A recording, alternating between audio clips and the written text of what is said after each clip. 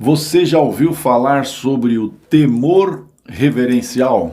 Já escutou essa expressão em algum lugar? Junto com esse tema, vamos falar sobre o crime de falso testemunho. Então, faz uma ligação na sua mente aí. Temor reverencial e falso testemunho. Só para despertar então a sua atenção, lá vai uma questão aqui, ó. Será que o subordinado que morre de medo do chefe, ele vai e falseia a verdade num PAD? Como testemunha, ele falseia a verdade para ajudar o chefe.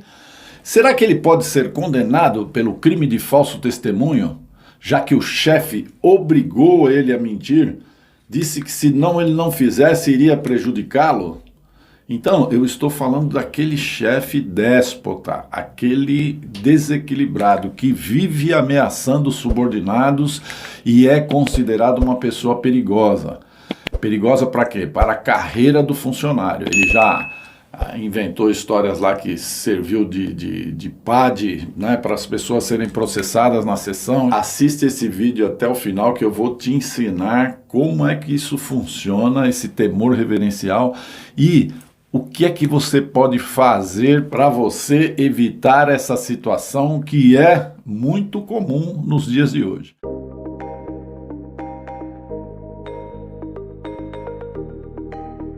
Então, vamos entender primeiro o que significa a expressão temor reverencial. Ao mesmo tempo que é um princípio ético que orienta a conduta dos servidores, baseado no quê? Na ideia de que os servidores públicos devem respeitar o interesse público, a legislação, a autoridade da lei, naturalmente, e da hierarquia, obedecendo às ordens legais dos seus superiores hierárquicos. Agora, existe o lado negativo. Por quê? Esse subordinado pode também levar à obediência cega, quando há o temor reverencial excessivo, ou até dizendo melhor, inadequado. O que se deve temer, na verdade, não é a pessoa física do chefe, mas sim a obediência às ordens legais, né? E ordens regulamentares desse chefe. Então, veja agora aqui quantos exemplos de temor reverencial inadequado e ilegal nós podemos citar. Por exemplo, um servidor público pode ser pressionado a aprovar um contrato irregular. Ele pode também se recusar a denunciar um caso de corrupção por medo do quê? De represálias. Ele pode tomar uma decisão que prejudica o interesse público por medo de ser prejudicado pelo chefe. Eu vou te contar aqui um caso concreto comigo aqui. Veja o que acontece na prática para você imaginar. Será que é só imaginação? Acontece. Eu tenho um caso aqui de um servidor considerado pelo chefe como aquele funcionário bonzinho, entre aspas. Ele é muito bonzinho. Então, ele assinava cheques em conjunto com o chefe. E esse chefe, ele já levava toda a papelada pronta. Tudo prontinho para ser assinado. Ele dizia assim pro funcionário bonzinho, né? É só assinar, está tudo certo e eu estou com pressa, porque eu tenho que mandar isso aqui agora, aqui, ó. Então você assina aqui e já aproveita e assina o cheque também, tá? Na hora que ele ia começar a olhar alguma coisa, ele falava, bom, você não vai ficar me empatando agora, né? Ou seja, ele pressionava esse funcionário de modo que ele, temendo a figura do chefe, que era uma pessoa que se apresentava muito nervosa, tinha uma personalidade bastante forte, ele temendo isso e outras represálias, ele fazia o que o chefe mandava. Bastava ele falar, você assina aqui, ali e acabou. Bom, após algum tempo, o que aconteceu? Ele se aposentou, falou, graças a Deus estou livre disso aqui, né? E a sua aposentadoria foi cassada por um processo administrativo disciplinar que apurava a fraude desse chefe.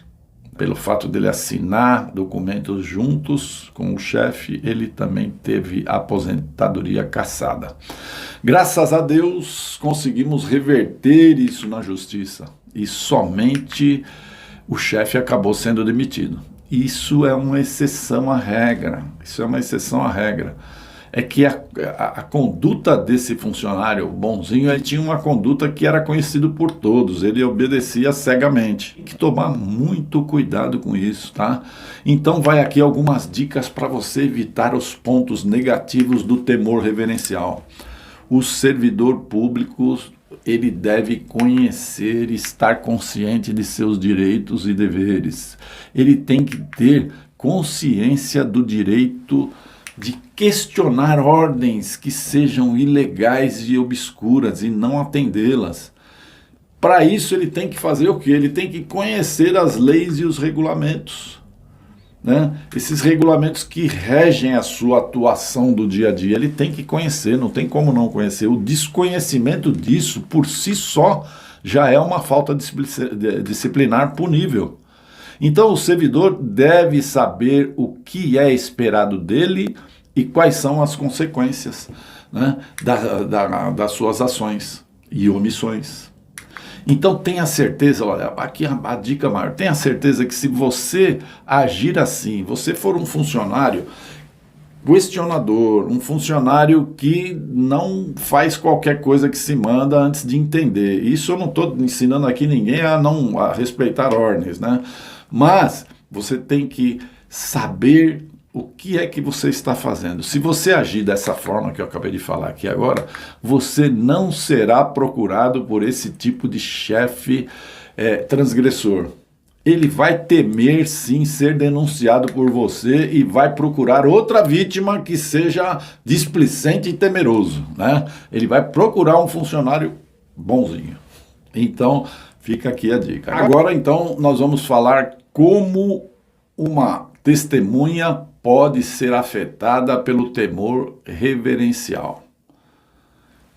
Sendo ele, então, um sentimento de medo, né, ou respeito excessivo, entre aspas, né, porque respeito é respeito, né, mas o temor, né, que o funcionário tem por uma autoridade, essa testemunha, esse funcionário pode se sentir pressionado a mentir ou omitir informações num processo administrativo disciplinar. Então ele pode mentir sobre o que ele viu ou ouviu por medo de represálias, ele pode omitir informações importantes por medo de ser prejudicado, né, em sua carreira, pode se recusar a testemunhar por medo de ser intimidada de alguma forma. Então tenha em mente que o temor reverencial é um problema sério que pode prejudicar todo um sistema de justiça, todo um processo de justiça. É importante que todos os envolvidos num processo administrativo disciplinar, incluindo as testemunhas e principalmente os membros das comissões que tem que estar de olho para saber o que está acontecendo ali, por que essa testemunha está falando uma coisa tão diferente do que deveria conhecer, né? Então, essas pessoas todas têm que estar muito ligadas nesse temor reverencial. Tá? Então agora, como eu prometi, eu vou te falar se a presença do temor reverencial pode livrar o servidor de responder ao crime de falso testemunho ou se isso pode amenizar a sua pena. Embora o falso testemunho cometido, né, possa ter encontrado motivação em temer represálias do chefe, será que isso é suficiente para livrar o servidor público do crime de falso testemunho? Então vamos ver o que diz o artigo 342 do Código Penal. Ele fala assim, ó: fazer afirmação falsa ou negar ou calar a verdade como testemunha, perito, contador, tradutor ou intérprete em processo judicial ou administrativo, é o nosso, ou processo administrativo, inquérito policial ou em juízo arbitral. Importante saber que o falso testemunho exige o quê? A intenção de criar uma falsa convicção no juiz. Sobre o quê? Um fato relevante. Não é qualquer bobagem, fato relevante. Bom, o nosso Código Penal, no que toca à culpabilidade, enumera 3 elementos. 1. A imputabilidade, que é a capacidade de entender o caráter ilícito do fato e de determinar-se de acordo com ele, né? O funcionário que aceita fazer esse papel, ele tem a consciência, né? 2. A potencial consciência da ilicitude, que é a possibilidade de que o agente tenha o conhecimento do caráter injusto no momento da ação ou da omissão. O servidor tem essa consciência e finalmente vem então a figura que mais interessa aqui para o nosso exemplo, que é a inexigibilidade de conduta diversa, que consiste na expectativa de um comportamento diferente daquele que foi adotado pelo agente. Ou seja, se ele poderia fazer outra coisa, ao invés daquilo que ele fez, ao invés de prestar o falso testemunho, ele poderia ter feito outra coisa? Então vai lá a pergunta, é o servidor que foi ameaçado de sofrer represálias do seu chefe, se não prestar um falso testemunho, ele poderia ter tido uma conduta diferente, ele poderia fazer outra coisa, como eu já disse.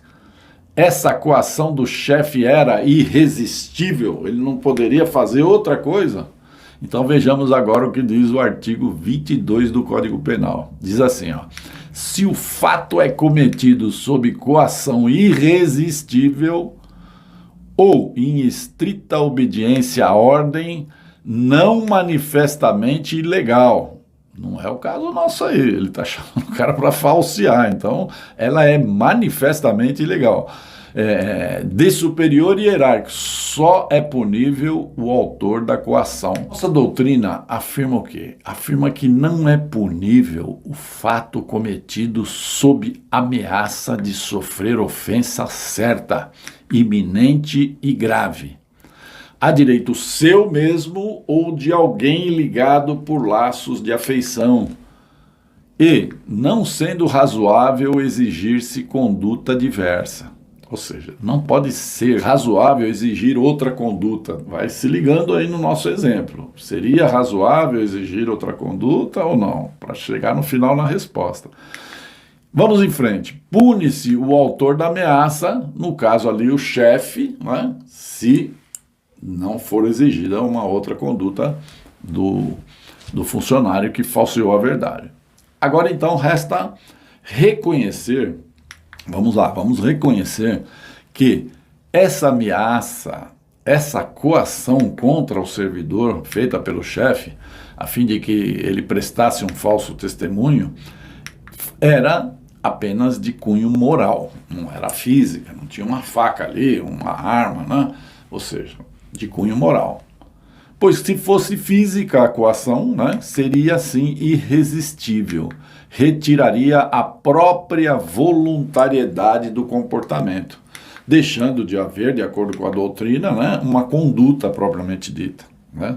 Ele não tinha outra alternativa a não ser fazer aquilo. No nosso caso, trata-se de uma coação resistível e serviria tão somente como uma atenuante na aplicação da pena. Quando o juiz vai condenar por falso testemunho, serviria como uma atenuante, né? A atenuante nós vamos encontrar no artigo 65, inciso 3 do Código Penal. Então, ao invés de prestar o falso testemunho, o servidor tinha ainda várias outras alternativas contra aquela coação. Ele poderia ter procurado a corregedoria, ele poderia ter procurado as autoridades policiais. Então, é preciso conhecer. Eu te pergunto, quem, após saber disso tudo que nós dissemos aqui, vai querer se envolver em um processo penal de falso testemunho?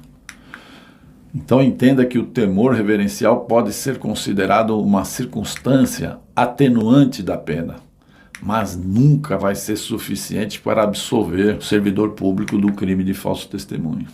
E além disso, né, o servidor público envolvido, vai ter que suportar também contra si um PAD, um processo administrativo disciplinar passível da pena máxima, que é a pena de demissão.